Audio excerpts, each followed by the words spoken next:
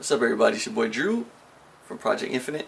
Probably still wondering at this point in time what is going on with the car portion of the channel. Had a lot of people message me, and I appreciate everybody who has and stuck with the channel for those particular reasons. If you're into cars, or of course if you're into shoes, try to make this channel multifaceted. But enough about that. I made videos about that before. This is an update video. We're going to call it a quick recap after season 1. Season 1 started around this time last year, February, March time, but now it is April, so I understand.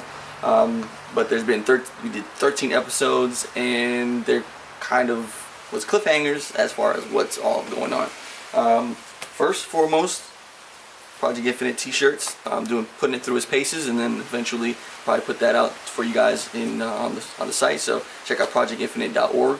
Probably one of the first times I plugged the site, but we do have a site. So if you guys want to catch up on all of the episodes in order on projectinfinite.org, check that out as soon as possible when you get a chance. Appreciate everybody doing that. But to the cars, as far as the 240, I will go ahead and put a quick video around somewhere of what happened with the red valve cover motor that I got. Still, it was a KA, and it was red valve cover. This is obviously blue valve cover. So I'll quickly show you guys what happened with that video.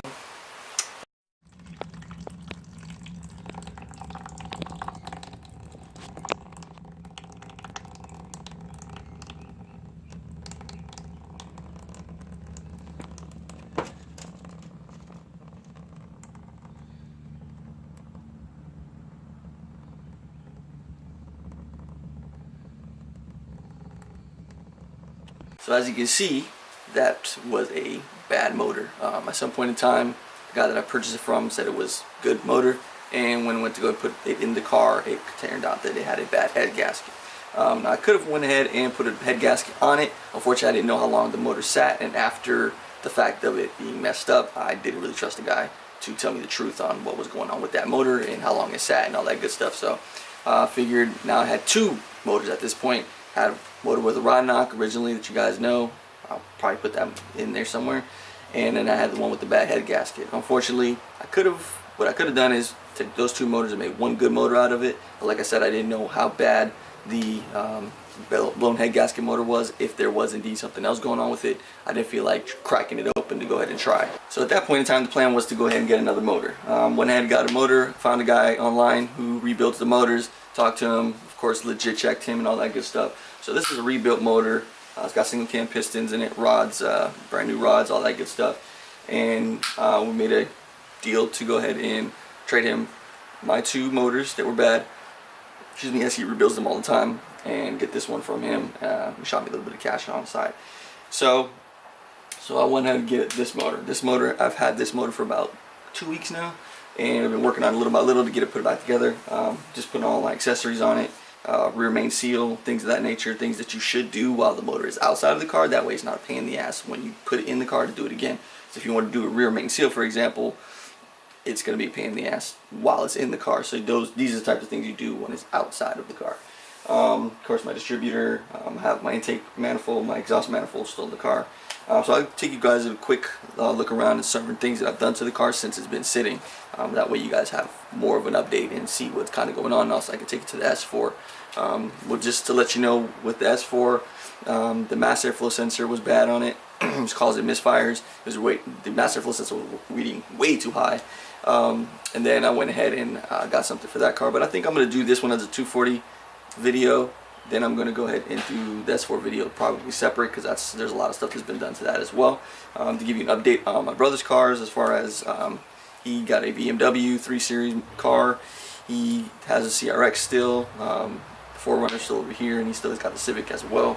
And I'll do those videos separate as well. That way you guys have content, and if you're looking for certain things or interested in a certain project, you guys know as well. So this is going to be the 240sx video.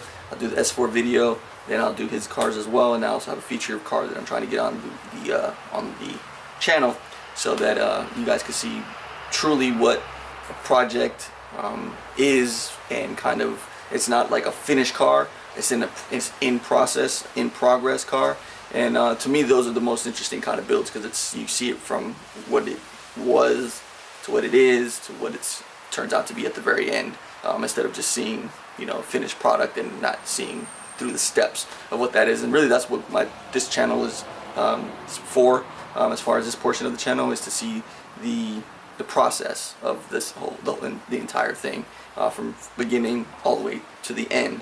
That way people can appreciate things a little bit more, I think, in my opinion, when you can see where it came from, what it is, and what it's going to be at the very end. So we'll start with the interior of the car, what was done in here. This thing's super low, so bear with me. As you can see, the door panel is actually in the trunk. So there was speakers and some other things that I was installing, so that panel is in the trunk. It is here though. As you can see, the interior is fully intact. One crack here, and then of course the panel here. But what I did was went ahead and got a short shift, an ISR shifter, a short shifter. There was a local guy that was selling it, and went ahead and grabbed it off of him. I don't know if I broke this or if it was broken already, but I don't remember it being broken when I bought the car, so possibly I broke it. But I'll take this off so you guys can see it. But there it is. It's moving more because the transmission obviously isn't hooked up to the motor, so it's spun right now on the drive shaft essentially. And as you can see, there's the ISR. I don't know if you can see it, but it's there. The 2 bolts to get to this thing, such a pain in the fucking ass. I didn't remember, or I did remember actually, but I didn't realize how much I hated those 2 bolts at the top.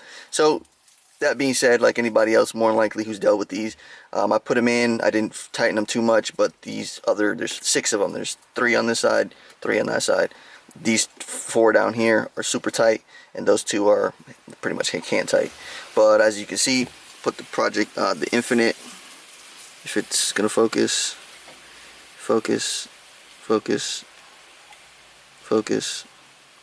anytime now. There we go. So as you can see, it's the Infinite shift knob on there, so it's official. Shout out to Destruction Warehouse. That's DW. There's a D and there's a W. I got another shift knob from them, and I'll do the review on that as well, show you guys that as well. So let's go to the engine bay. Alright, so if I can open this, there we go. Alright, there's the engine bay portion of it. As you can see, transmission, radiator, hoses, battery, all that good stuff. So really, this is just waiting for the motor. The exhaust manifold is there, so I'm just waiting to put the motor in. I just have to put everything together, button it up, and it should be good, man. And then from there, just drive it until I decide to put the motor swap in here and decide whatever I'm gonna do. I don't know yet, so still undecided.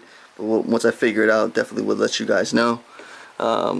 There's the exhaust manifold there, hanging on by some zip ties, so it's official. Lead 240 status. AC compressor, yes, I will have AC again. And of course, my entire wire harness is on that side.